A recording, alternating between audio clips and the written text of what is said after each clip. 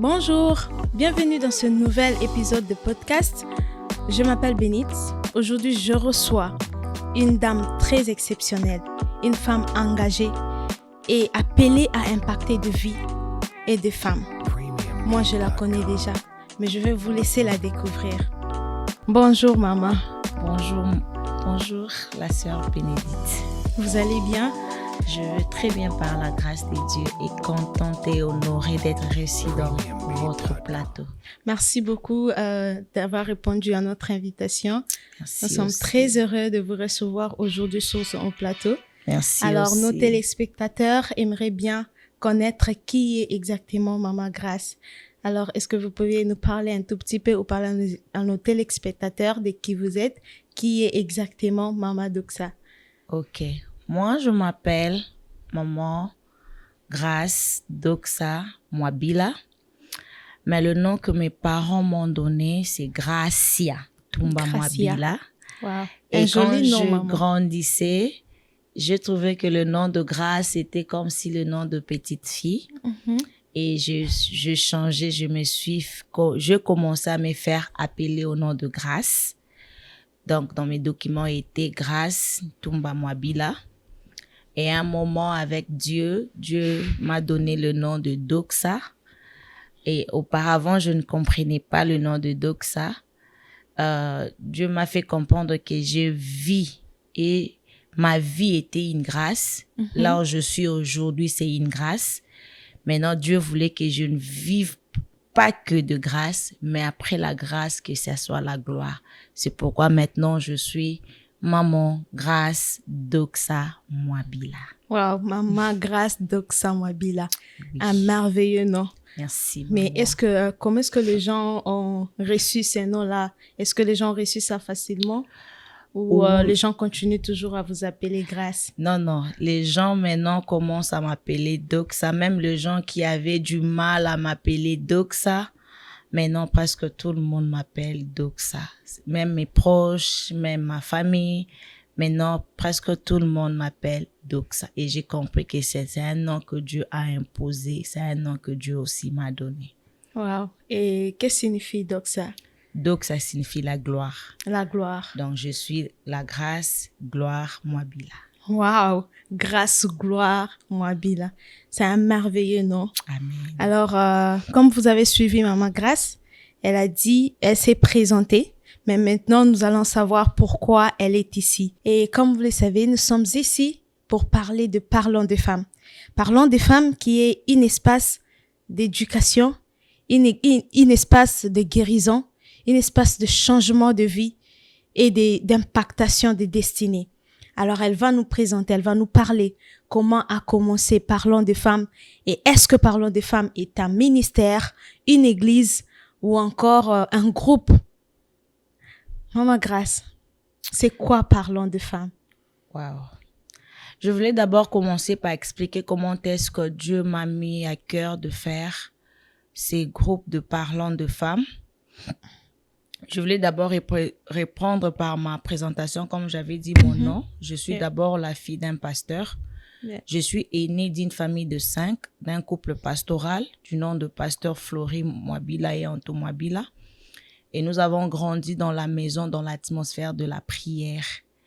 Et dans l'assemblée de là où mon père était pasteur, ce sont des églises où par lesquelles les femmes prêchent qui est dans le département de maman.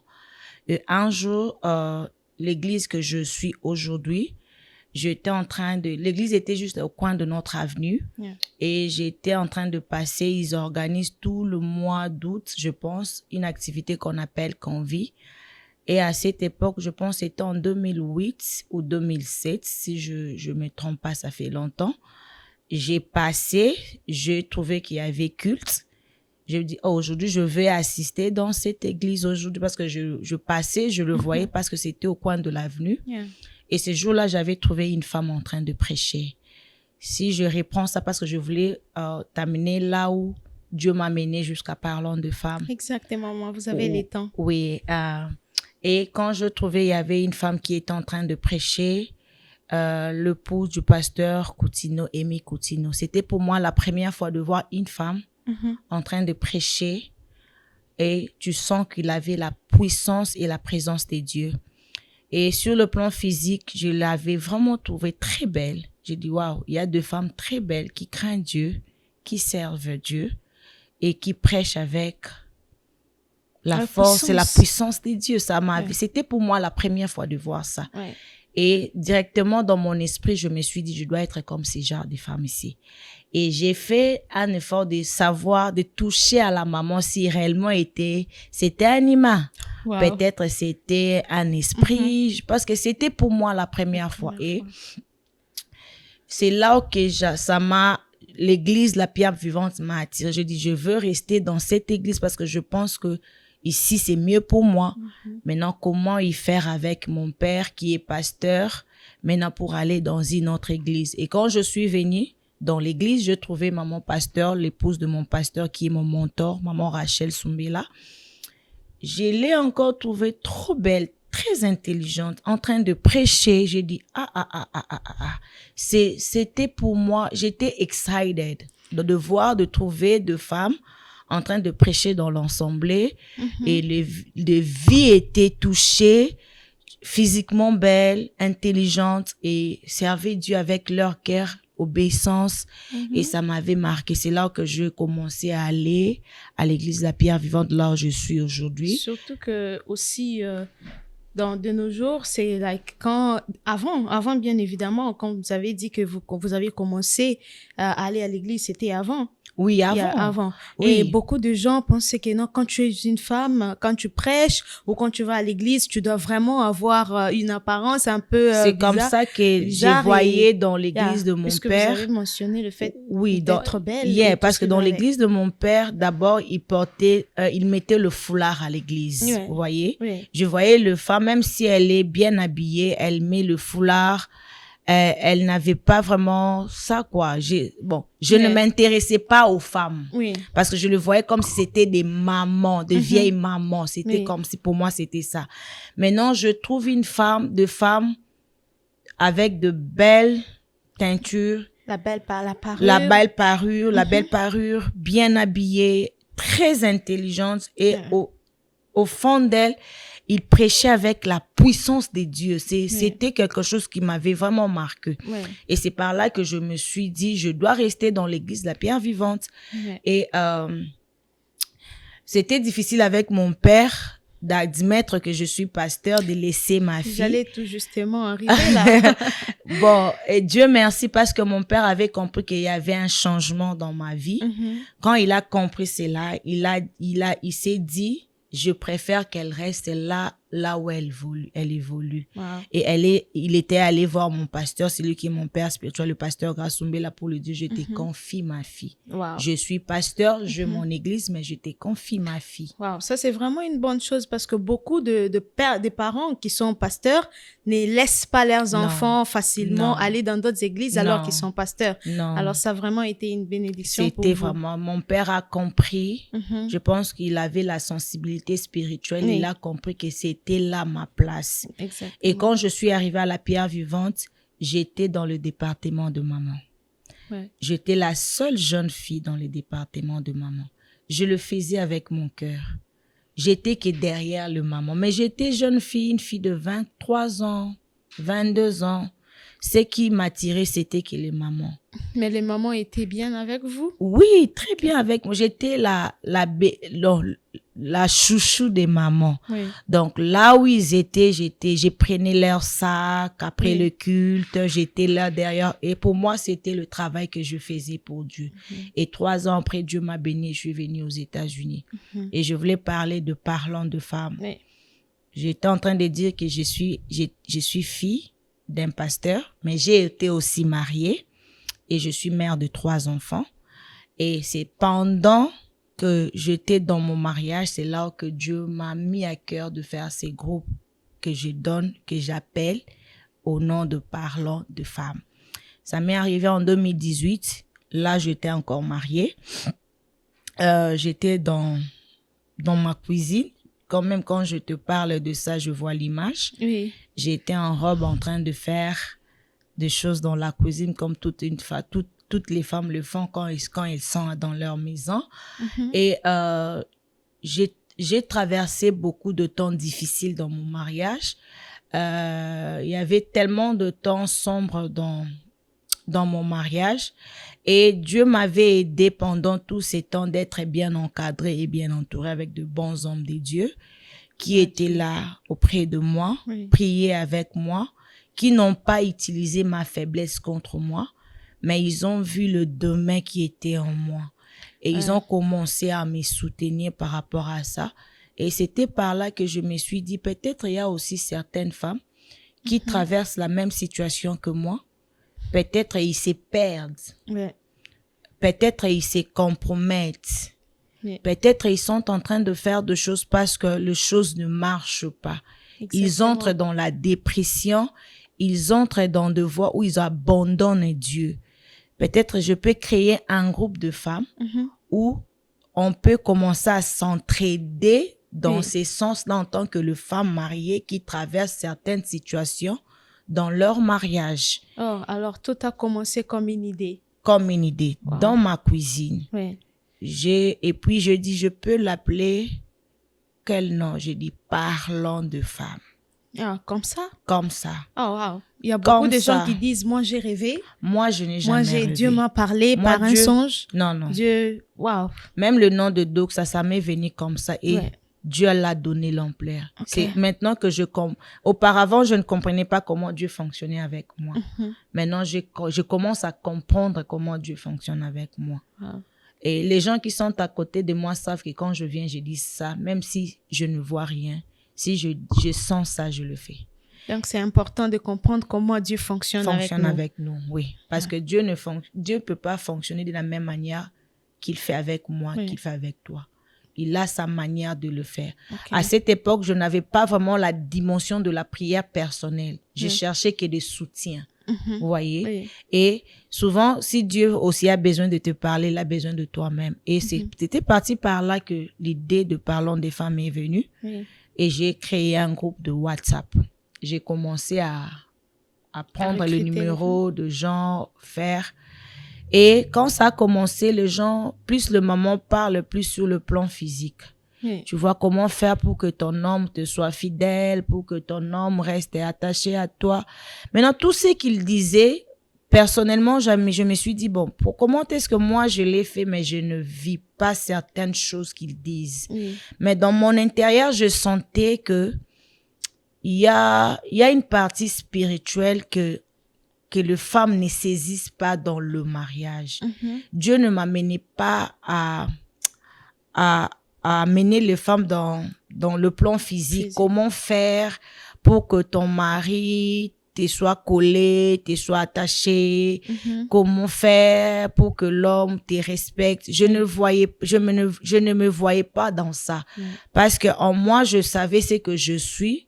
En moi, je savais, mais j'avais mes défauts, mais je savais ce que je faisais pour que tout se passe très bien dans mon mariage, mais que je n'arrivais pas à vivre ce que les autres disaient.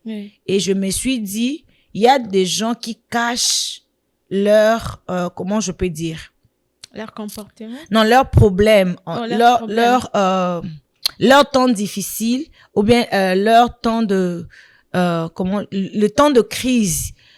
Ils nous enseignent pas le bas de leur mariage, les secousses qu'ils traversent. Ils nous montrent comment est-ce qu'ils vivent, qui est du rose dans le mariage. Maintenant, je ne me sentais pas sur le plan physique. Je dis non, je ne sens pas que je dois apprendre aux femmes comment respecter un homme, comment préparer, comment faire le lit, comment être au lit avec un mari. Je ne me sentais pas dans ça. Et un jour, je me suis réveillée. J'ai dit, bon, je peux faire un audio d'encouragement. Je commençais à faire des audios d'encouragement. Juste comme ça. Juste comme ça. Sans rêve, sans rien. Sans rêve, sans rien. Et je commençais à mettre, c'était en 2019. Je travaillais dans des usines. Je me réveillais tout le matin, à 4 heures du matin, je fais un audio, je fais une prière. Les gens réagissaient, j'ai vu que ça, maintenant, changeait de forme. Et là, c'était toujours dans le groupe ou c'était dans le groupe WhatsApp? Dans le groupe WhatsApp. Dans le groupe WhatsApp. Okay. Et j'ai commencé à mettre prières, des audios d'encouragement. Et j'ai vu que même les femmes qui étaient dans ça, ils ont commencé à changer aussi. Tu vois que c'était comme si la page a été tournée. Et après, un jour, j'ai ma petite sœur, Olive, je l'ai appelée, je dis, en tant que les aînés, on peut commencer à prier, nous deux, contre le combat des aînés. Je dis, oui, on peut le faire. Il me dit, bon, quand est-ce qu'on peut prier? Je dis, mercredi. À quelle heure? À 18h. Ok, on commence la prière. Comme ça. C'est comme ça que tout a commencé. Tout a commencé. On a commencé à prier tout le mercredi avec Olive à 18h sur appel WhatsApp. Un jour, j'ai eu la pensée d'appeler une maman, d'introduire une autre maman, Et on est au nombre de 6, au nombre de 7. Et jusqu'à présent, nous travaillons que le mercredi à 18h. Waouh, c'est vraiment une belle histoire. Oui, donc, maman. parlons de femmes a commencé comme avec une vision, une idée. Une idée. Pas dans de ma rêve. cuisine. Dans la cuisine. En plus, dans la cuisine. Dans la cuisine. En tout cas, vraiment. C'est vraiment une bonne idée. Et j'aimerais aussi savoir, parlant de femmes, vous aviez dit, vous priez chaque mercredi et vous n'avez pas, votre idée principale était d'encourager des femmes du côté spirituel. Oui, How maman. to pray. Yes. Parce que beaucoup de femmes aujourd'hui, on nous parle plus de fais-toi belle, sois présentable, apprendre à faire, apprendre à cuisiner. Donc, toutes ces choses physiques là qu'on apprend sur tous les femmes, parce que même sur les réseaux sociaux, c'est plus du côté physique. Donc, fais ça, prends cette stratégie, agis comme ça pour que ton homme soit fidèle, pour que ton homme reste avec toi. Et c'est vraiment la plupart des choses qu'on nous dit. Souvent, on ne parle pas de la spiritualité dans le mariage. Et parlons de femmes a pour vraiment la mission d'encourager les femmes du côté spirituel à rester. Parce que d'abord, le mariage, avant que ça soit physique, le mariage est spirituel. Avant que le mariage soit une réalité physique ou émotionnelle, c'est d'abord spirituel. C'est l'aspect que beaucoup de femmes oublient. Même moi, je l'oubliais aussi. Que le mariage, avant d'être physique, c'est spirituel. Le mariage, c'est une institution divine. Le mariage, c'est quelque chose qui est spirituel. Et c'est l'aspect que les femmes, beaucoup de femmes négligent. Et la femme c'est plus focus sur comment est-ce que je dois faire afin de satisfaire mon mari sur le lit sexuellement. La femme c'est focus comment est-ce que je dois faire pour que mon mari me reste fidèle. La femme c'est focus juste à s'attendre de l'amour venant de son mari. Et ils oublient l'aspect spirituel. C'est ça. Et c'est ce que j'avais compris, que Dieu voulait que j'amène le maman à comprendre l'aspect spirituel. Deuxièmement, que la femme puisse avoir, que la femme ait un sens de responsabilité sur le plan spirituel. Vous savez, aujourd'hui, il y a beaucoup d'abus. Et si la femme n'a pas la conscience sur le plan spirituel, elle-même peut faire tomber sa maison aussi sur le plan spirituel. Donc, la responsabilité de la femme sur le plan spirituel. Que la femme soit les yeux, la bouche de sa maison.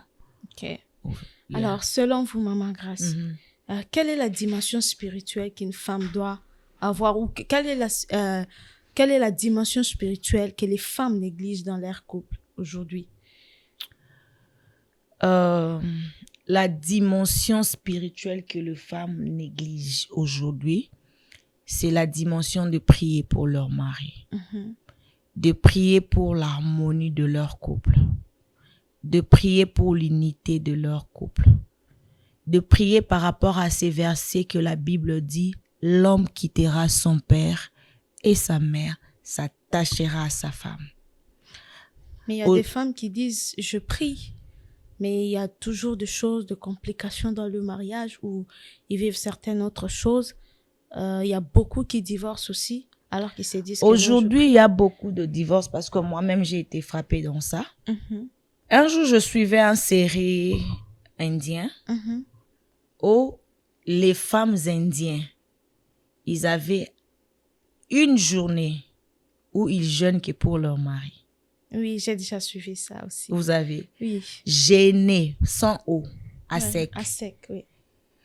Est-ce que toutes ces femmes qui jeûnent pour leur mari à l'Inde, leur mari, ils vivent toujours la fidélité, l'amour, l'attention de leur mari? Ils ont compris que le mariage est d'abord spirituel. Ouais.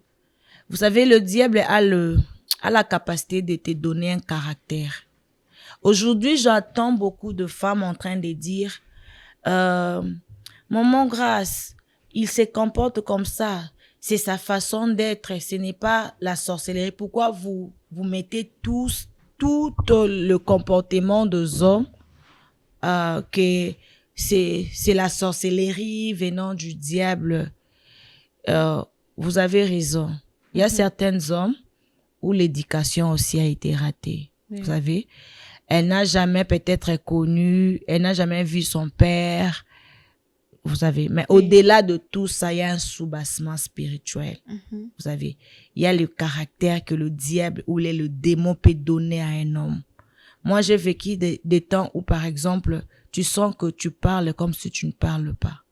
Le diable a la capacité de faire des choses où ton mari ne te voit pas. Mais Alors comment est-ce qu'il t'a épousé? Alors qu'au départ, il était bien. Yeah. Il se Il t'a comportait aimé. bien. Yeah, c'est ça le problème. Mais Il parfois, t'a on donné s'est dit, de cadeaux. mais parfois, on s'est dit que non, il vient tout juste de nous montrer son vrai visage. Parce qu'au départ, il voulait m'avoir, il voulait m'épouser, il voulait être avec moi. Et maintenant, il me montre son vrai visage. Maman Bénédicte, la sœur Bénédicte, vous savez, au moment de fiançailles, même si je cachais 99, il y a une chose. Souvent, c'est parce que nous, les femmes, nous sommes emballées par l'amour. Lorsqu'on aime, on est prête à tout. Okay. Vous savez, il y a aussi des indices, des signaux qui montrent que là, c'est un danger. Mais comment découvrir ces signaux-là? Si tu n'es pas quelqu'un de prière, tu ne peux pas découvrir. Si tu n'es pas quelqu'un qui fait ce que Dieu t'a dit de faire, tu ne vas pas découvrir. Ah, oui. Les femmes célibataires, les femmes païennes Ouais. vivent heureuses, Oui. mais eux non. Ouais. Vous voyez? Ouais. Mais, et pourtant, ils prient. Mhm. Maman Bénédicte, chacun de nous a sa dimension de ses combats. Je recommence. Beaucoup de femmes oublient l'aspect spirituel. Parce que le mariage n'est pas physique. Le mariage est d'abord spirituel. C'est pourquoi, même quand l'alliance du mariage est brisée, ceux qui ont traversé ce genre de situation savent par quoi nous passons. Parce que c'est quelque chose qui est spirituel. Ouais. C'est briser une alliance spirituelle. Et il y a toujours un soubassement spirituel. Vous voyez un peu. Et si la femme comprend que là où je suis, la personne m'a choisi, je peux parler dans le sens que quelqu'un vient vers toi, la sœur Bénédicte, tu as prié Dieu, Dieu Yeah. te dit, ok Bénédicte, cet homme, je t'approuve. Mais cet homme a ses combats. Ouais. Cet homme a des réalités spirituelles. Tu en as aussi. Mais cela ne veut pas dire que tu vas que vivre de roses. Il y a certaines réalités spirituelles que tu vas rencontrer qui va te demander la prière. Et si tu es une femme qui prie, si tu es une femme qui jeûne, Dieu va commencer à t'inspirer, Dieu va commencer à te montrer des choses, Dieu va te révéler de certains combats, certaines stratégies, Dieu va même te donner un cœur pour vivre ça. Souvent, les femmes prient que pour le changement de leur mari. Mais ils ne prient pas pour le changement de leur cœur. Oh, wow. Ça, c'est profond. Oui, Les femmes prient pour les hommes, oui, mais ils prient pas pour pour leur cœur. eux-mêmes, oui.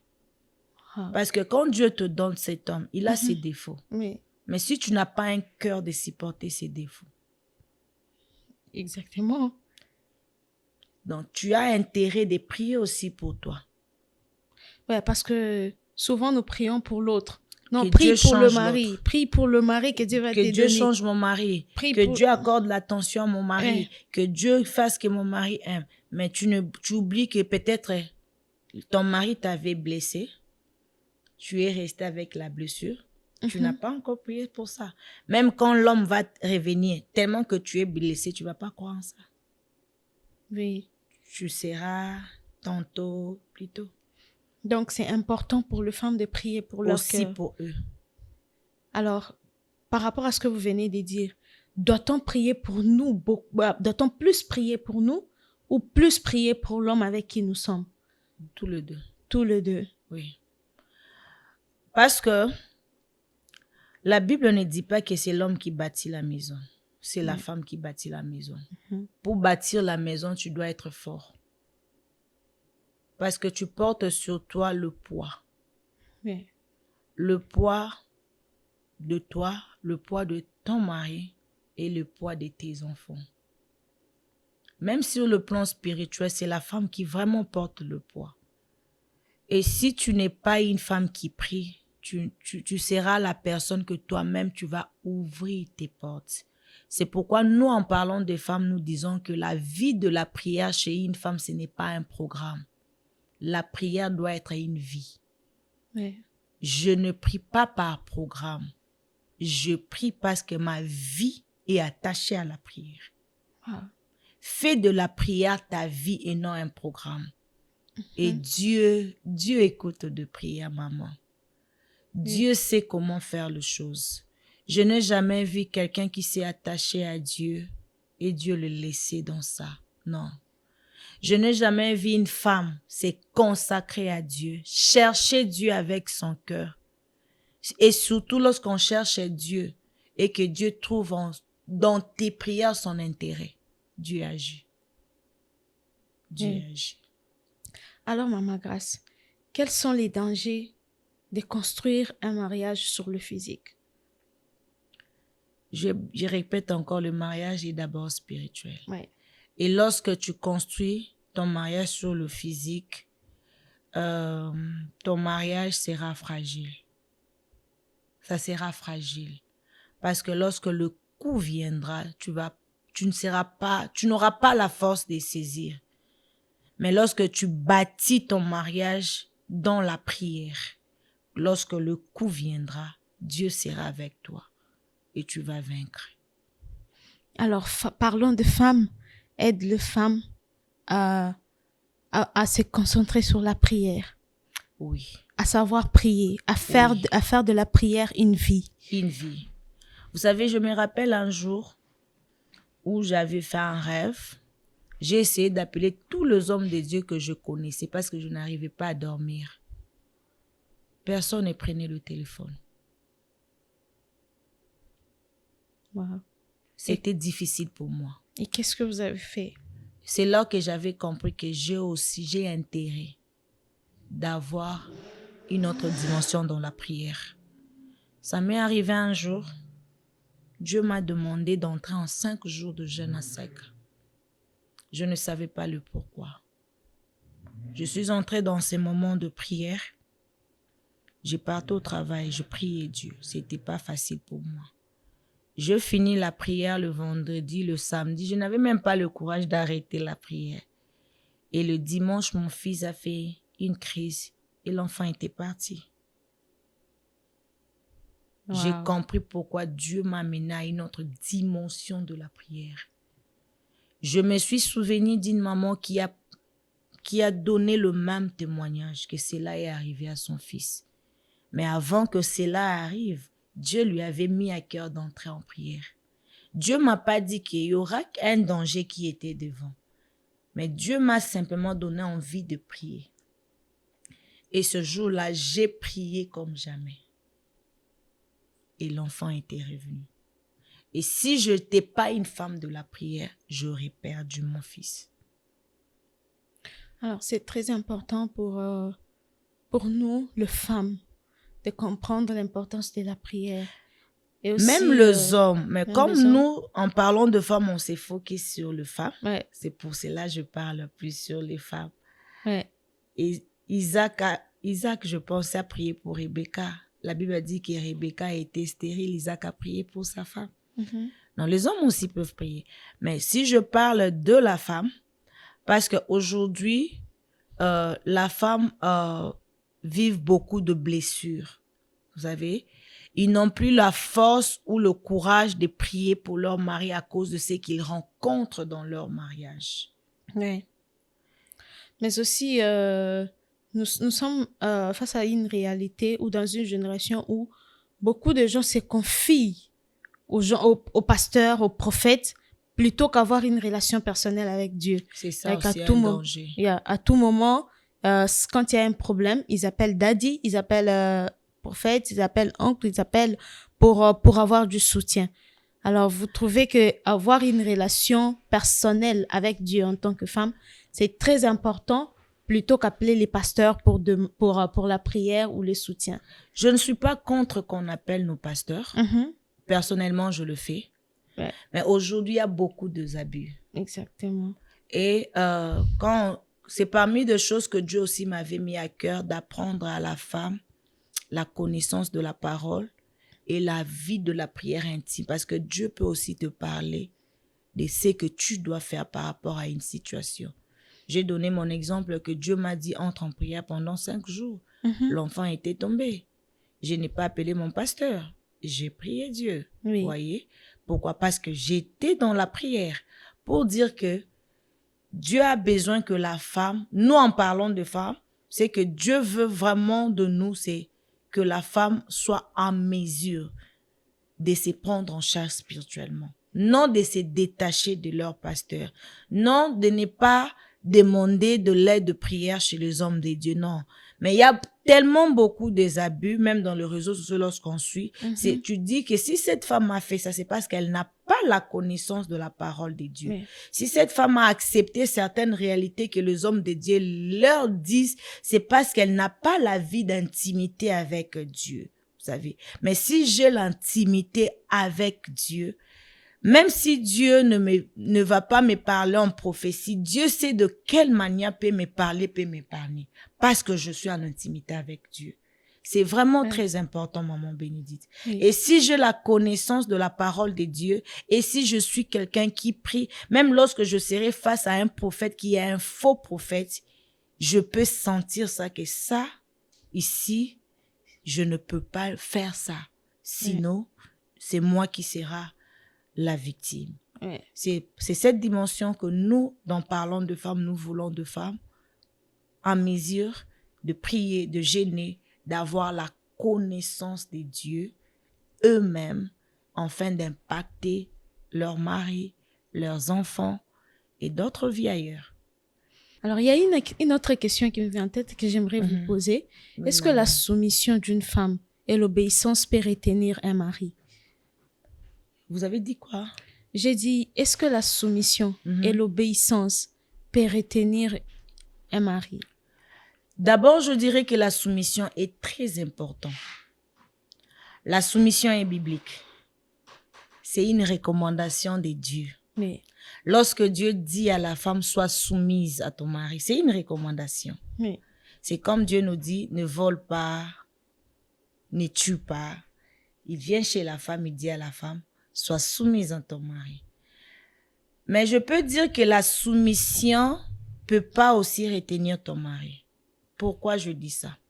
Lorsqu'une femme se soumet à son mari pour son mari, il va pas retenir son mari. Oh, beaucoup d'hommes cherchent des femmes qui sont soumises. Quand tu n'es pas soumise, on t'épouse pas. Oui, tu as raison. Yeah. D'abord, sur une femme, je suis en train de dire que la soumission, ce n'est pas l'homme qui a demandé à la femme. Oui. C'est Dieu qui a demandé à la femme d'être soumise. Si une femme se soumet à son mari parce que il obéit à Dieu, il retient son mari. Wow. Je veux m'expliquer. Lorsque je me soumets parce que j'ai obéi à Dieu, même l'homme ne me donne pas l'amour, je veux continuer à se soumettre parce que j'obéis à Dieu. Wow. Vous savez, la responsabilité devant Dieu est individuelle. Dieu a dit à l'homme, aime ta femme. Et il a demandé à la femme, sois soumise. Oui. À l'homme, il a sa responsabilité. Et si mon mari ne sait pas m'aimer, il va rendre compte à Dieu. Mm. Il pêche contre Dieu. De mon tour, à mon tour, je dois être soumise à mon mari. Pourquoi? Parce que j'obéis à Dieu. Mm. Vous savez, si aujourd'hui une femme est soumise parce qu'il veut de l'amour et de l'attention de son mari, et si l'homme ne lui donne pas ça, son cœur va se fatiguer. Elle sera déçue. Elle sera déçue. Elle n'aura plus la force de continuer. Elle peut se compromettre aussi. Mhm. Elle peut aller même chercher ailleurs. Elle peut aussi être brisée totalement. Elle peut, quand elle est La déjà dépression et tout brisée, ce qui la va avec. dépression, elle peut même aller chercher un autre homme. Mhm. Il y a des femmes mariées qui font l'adultère. Oui. Il y a des femmes mariées qui sortent avec d'autres hommes. Oui. Parce qu'il dit que non, si je le fais parce que mon mari ne m'aime pas. Oui. Si je le fais parce que mon mari ne me respecte pas. Mais ce n'est pas à l'homme qui nous a demandé d'être soumise. C'est à Dieu qui nous a demandé d'être soumise. Oui. La femme doit être soumise pour Dieu à son mari. Oui. Si la femme a cette dimension de se soumettre à son mari à cause de Dieu, Dieu est avec lui. Même lorsque ton mari sera méchant envers toi, Dieu va te défendre. Ça, c'est profond. La Bible nous parle d'Abigail. Oui. La Bible dit que Nabal était méchant comme son nom. Oui. Nabal était méchant comme son nom. Yeah, Mais j'ai pourquoi d'ailleurs la lu ces Bible- versets-là récemment. Pourquoi la Bible maintient et continue à dire que Abigail était la femme de bon sens? La méchanceté de Nabal n'a pas changé Abigail. Donc, ça veut dire que on peut être dans un mauvais mariage, avoir un mauvais mari et ne pas souffrir. Ne pas souffrir. Wow. Parce que j'obéis à Dieu. Je sais que beaucoup peuvent dire que j'étais dans le mariage.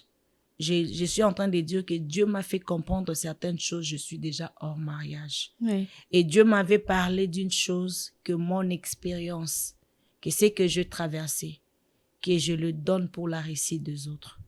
Wow. Et je serai là en train d'encourager les femmes à y rester dans le mariage.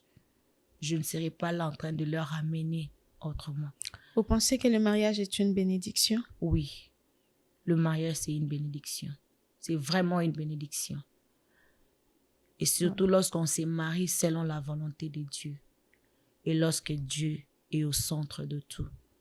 Lorsque la femme a la conscience du côté spirituel, sa maison sera en paix. Dieu sera avec lui. Ça, si le mariage, c'est une bénédiction, si on dit que le mariage est une bénédiction, cela ne veut pas dire que tu n'auras pas de bas. Exactement. Cela ne veut pas dire qu'il n'y aura pas de crise. Mhm. Cela ne veut pas dire qu'il y aura Que du pas rose. il y aura pas que du rose. Yeah. Un jour, je parlais à une maman, la femme d'un pasteur. Il me dit, maman, la différence entre un homme païen, un homme chrétien ou un serviteur de Dieu, c'est simplement parce que ces hommes ont le Saint-Esprit. Ils peuvent faire des choses, mais quand ils parlent, le Saint-Esprit les interpelle. Vous voyez, Oui. il y a deux choses. Il y a une fois, ma mère m'a raconté une histoire. Elle a dit au début de son mariage, il y avait quelque chose que mon père avait fait. Elle s'est tue. Elle est juste allée prier. Elle m'a dit, je suis allée prier. J'ai dit à Dieu, voilà ce qui se passe. Je finis la prière. 2 jours après, mon mari vient. Maman, pardonne-moi. Wow. Depuis ce jour-là, cet acte-là, mon père ne l'a plus refait. Parce que Dieu a intervenu. Ça, c'est une autre dimension spirituelle. Donc, les femmes doivent quitter les niveaux physiques et monter dans une autre dimension spirituelle. Si tu Wow. vois des choses qui ne marchent pas physiquement, va chercher Dieu. La Bible dit, il est celui qui écoute la prière. Va pas, amène ton mari devant Dieu. La Bible dit, le cœur de l'homme est entre les mains de Dieu. Oui. C'est Dieu, le cœur de roi. Dieu l'incline. Cette femme qui a souffert lorsque le mari lui laissait 2 jours, 3 jours, mais elle priait. Aujourd'hui, Dieu l'a défendue. Donc- Soumets-toi à ton mari, pas pour ton mari, mais pour Dieu. Donc, soumettons-nous à nos Dieu, maris, à nos maris à cause de pour Dieu. Dieu. Yeah, pour Dieu. Dans- Parce dans- que dans c'est toutes une choses. recommandation de Dieu. Oui. Et je pense que ce que vous venez de dire s'applique dans plusieurs choses. Donc, faisons tout pour Dieu. Pour Dieu. Et ça sera D'abord vraiment pour difficile. Dieu. D'abord pour Dieu. Oui. Et ça va nous aider, ça va nous épargner à des blessures inutiles. J'aime l'histoire de David. La Bible dit que tout ce que David faisait avant de le faire, il consultait Dieu. Si nous faisons tout pour Dieu, Dieu va te dire les dangers. Oui. Dieu va te dire que non, ne pars pas combattre, ne parle pas, n'agis pas, reste calme, parle, réagis. Est-ce que dans cette situation, qu'est-ce que je dois faire? Est-ce que je dois me fâcher? Est-ce que je dois parler? Ou bien le Saint-Esprit, tu peux le faire. Il y a une maman qui m'a donné un témoignage. On était en train de prier avec elle, on a prié par rapport à ce que la Bible dit que le Saint-Esprit nous enseigne toutes choses. Il a passé un moment sombre où son mari ne le voyait pas. On a fait cette prière en disant, Seigneur, enseigne à son mari. Le mari a fait un songe, c'était comme si réel. On le réveillait, mais tu ne vois pas ta femme. Dieu lui a commencé à lui dire, le mari s'est réveillé en pleurant. Le Saint-Esprit lui a enseigné. Pourquoi? Parce que la femme avait compris que ça, c'est une autre dimension spirituelle que je dois chercher Dieu. Je ne dois pas tout amener dans le physique. Parce que lorsque cette personne m'a épousée, je l'ai acceptée parce que j'ai trouvé un bon cœur, de la qualité en lui. Et on est dans le mariage. Comment subitement il devient comme un monstre? Mais si j'amène le comportement de cet homme-là vers Dieu, j'amène mon mari vers Dieu. J'ai pris pour mon mari, l'entourage de mon mari, la famille, parce que il vient d'une famille. Il a son éducation. Il s'attache à sa mère, il s'attache à ses frères. Mais si je sais qu'avec ses frères, il est en train de mal dire de moi ou bien de chercher la séparation, je vais aller prier. Si je viens, j'explique à l'homme que l'homme ne comprend pas, va prier, maman. Amène cette situation devant Dieu. Alors, en conclusion, si on peut le dire clairement, tout se résume sur la prière. Oui. Tout. Tout. Sauf rien. Même avant d'aller faire parler, asseoir ton mari pour parler avec lui, tu peux prier pour son cœur. Oui. Avant d'aller, tu dis, Seigneur, voilà le problème que nous avons. Je voulais aller parler avec lui. Touche son cœur. Prie pour son cœur. Amène la situation. Tu vas voir que même si ça va avoir des agitations, même si tu n'as pas la solution de ces problèmes que tu as eu, ton cœur ne sera pas dans de troubles. Tu peux t'agiter en tant qu'humain, mais tu auras la paix. Pourquoi? Tu étais déjà allé vers Dieu. Et tu vas voir que j'ai vu ça dans beaucoup de femmes qui ont fait ça, que l'homme aussi a réagi de la sorte, mais après l'homme revient. Il donne à sa femme raison. Waouh, c'est une belle histoire. C'est vraiment un parcours vraiment enrichissant. Et nous espérons et nous voyons vraiment que Dieu vous a appelé pour impacter les vies et pour changer des vies. Parce que ce que vous venez de dire est très, très important et très capital. Personnellement, ça m'a enrichi. J'ai vraiment retenu ce que vous aviez dit. Aimer son mari, se soumettre à son mari pour Dieu. Oui. Et lorsqu'on se soumet... Quand est-ce que Dieu m'a fait comprendre ça? Non. Au mois de décembre de l'année passée. Wow. Et comment Dieu vous l'a fait comprendre? J'avais tellement trop de doléances de femmes, je priais Dieu. Parce que j'ai bien dit que je suis une femme divorcée. Oui. Et ça m'a un peu secoué, un peu. J'étais en train de prier Dieu. Je dis, Seigneur, c'est comme si le diable veut m'amener dans un terrain où je dois avoir peur. Et c'est par là que Dieu m'a fait comprendre le langage de la femme qui est en train de dire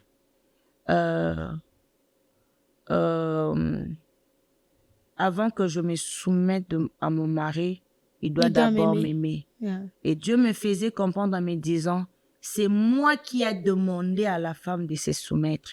Donc, si tu ne te soumets pas à ton mari, tu désobéis à Dieu. Et lorsqu'on désobéit à Dieu, il y a toujours des conséquences. Oui. Mais lorsqu'on obéit aussi à Dieu, il y a une conséquence.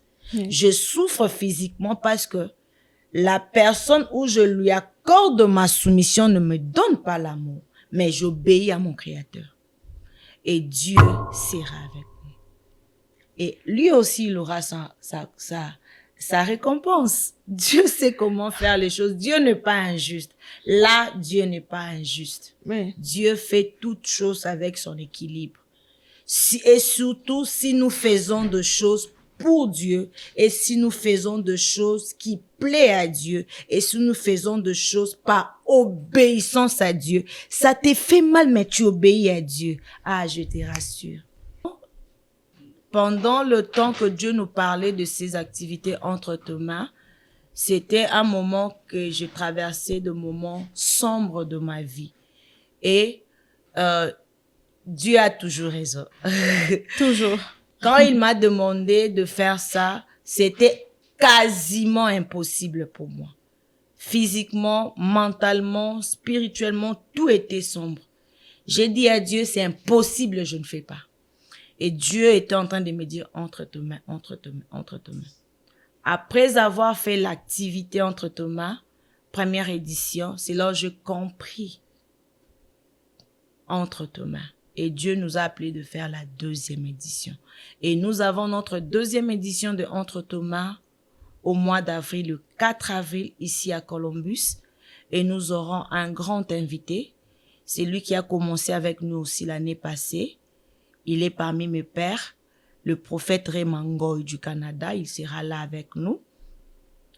Le 4 avril à Columbus. Ça sera un temps de prière où nous allons recommander nos maris, nos enfants, nos combats, nos défis, notre année entre les mains de Dieu. J'ai vécu ça, maman. Lorsqu'on recommande tout entre les mains de Dieu. J'ai vécu de difficultés, mais j'ai vu la main de Dieu. Et j'ai compris pourquoi Dieu appelle les enfants à recommander tout entre ses mains, surtout en ces temps de la fin. Les choses sont devenues compliquées, difficiles. Et nous avons besoin de se recommander entre les mains de Dieu. Et nous avons notre deuxième activité que nous appelons partage d'expérience. Je bien dit que le Seigneur m'avait dit que mon échec ou ce que je traversais servent des ponts, des récits pour les autres. Et l'année passée, nous avons commencé notre première édition de partage d'expérience où nous avons parlé sur le couple. Et cette année aussi, nous aurons notre deuxième édition de partage d'expérience qui sera le 11 juillet ici à Columbus avec mes parents spirituels, le couple Grace et Rachel Sumbela. Et le détail nous sera donné bientôt. Mais pour l'activité de mois d'avril, nous serons ici le 4 avril à Columbus dans la salle de Daisy à Reynoldsburg. Sur Brass Road, je pense le numéro c'est 2100 Brass Road, Reynoldsburg, Columbus, 43068, dans l'hôtel Daisy. Ils ont une salle que nous allons louer, nous allons prier Dieu, où nous serons avec cet homme de Dieu que Dieu a envoyé spécialement pour nous. Et nous invitons le pasteur. Nous sommes un ministère de femmes, mais lorsque nous organisons des activités, nous organisons des activités de réveil où nous invitons tout le monde. J'allais justement demander ça, puisque c'est un homme qui est invité, qui est à l'honneur, qui va nous parler ces jours-là. Parce que je suis aussi invitée, n'est-ce pas, Maman Grace? Oui, maman, tu le seras. Tu es mon invité spécial. Donc, merci de nous faisons des activités en présentiel pour tout le monde, parce que ce sont des activités de réveil. Et nous invitons le pasteur, les hommes de Dieu, les mamans, le catholique, le musulman, le païen. Nous invitons tout le monde à ces activités. Parce que Parlons des femmes n'est pas une église. Moi, je suis de l'église La Pierre Vivante, l'extension Colombie chez le pasteur Patrick Moussassa. Et Parlons de femmes n'est pas une église. Parlons des femmes, c'est un groupe de femmes qui organisent des activités en présentiel, qui prient sur Zoom pour leur maison, pour leur famille, pour leur foyer. Alors, vous avez écouté Parlons entre tes mains, le 4 avril. Nous serons là pour célébrer, pour adorer et pour recommander tout ce que nous avons, nos maris, nos Surtout femmes, nos maris. enfants, entre les mains de Dieu, bien évidemment. Alors, Maman Grace, nous tendons vers la fin. Merci, Et qu'est-ce que maman. vous pouvez dire à cette femme qui est dans son mariage, qui vit les chaos, qui est prêt à abandonner ou à divorcer? Qu'est-ce que vous pouvez lui dire pour finir? Je voulais d'abord l'encourager parce que j'ai passé par là.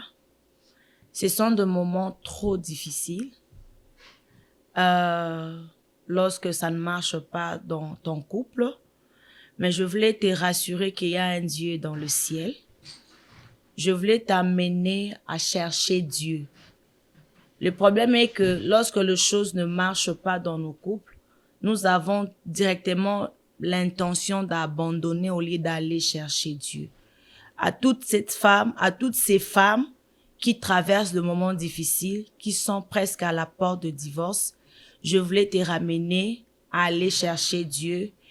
Ta prière a la capacité de restaurer ton mariage. N'abandonne pas, ne franchis pas la porte du divorce, à moins que Dieu te dise « sors ». Mais si Dieu ne te dit pas de sortir, si ce sont que de problèmes, ce sont que de difficultés qui te fait mal, je voulais vraiment te demander de changer, encourager à aimer encore ce temps, à lui être soumise, à prier pour lui. Amène cet homme devant l'autel de Dieu. Je veux te rassurer que Dieu va tourner son cœur en ta faveur. C'est ce que je peux te dire.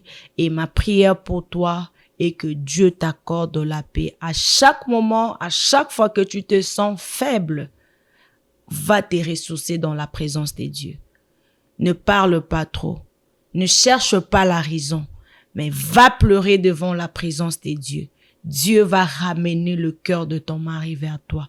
N'abandonne pas ton mariage, mais va vers celui qui a dit « j'agirai » et qui s'y opposerait. Que Dieu nous bénisse. Merci beaucoup, Maman Grace, d'avoir répondu à notre invitation.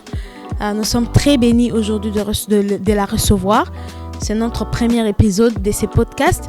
Nous allons encore la recevoir pour un deuxième épisode, pourquoi pas troisième et quatrième épisode. Que Dieu vous bénisse abondamment. Restez bénis et nous nous retrouverons prochainement pour un autre épisode. Bye bye.